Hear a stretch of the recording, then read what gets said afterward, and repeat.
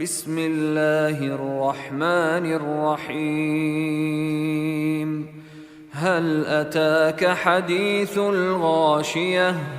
وجوه يومئذ خاشعة عاملة ناصبة تصلى نارا حامية تسقى من عين آنية ليس لهم طعام إلا من ضريع لا يسمن ولا يغني من جوع.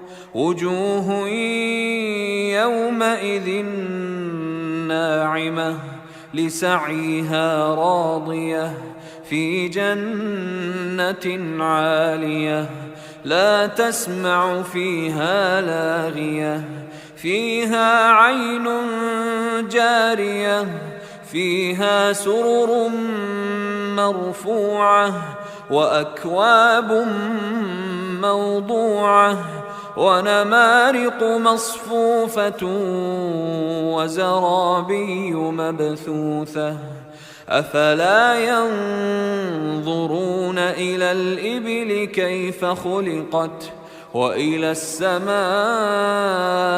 كيف رفعت وإلى الجبال كيف نصبت وإلى الأرض كيف سطحت فذكر إنما أنت مذكر لست عليهم بمسيطر إلا من تولى وكفر فيعذبه الله العذاب الأكبر إن إلينا إيابهم ثم إن علينا حسابهم.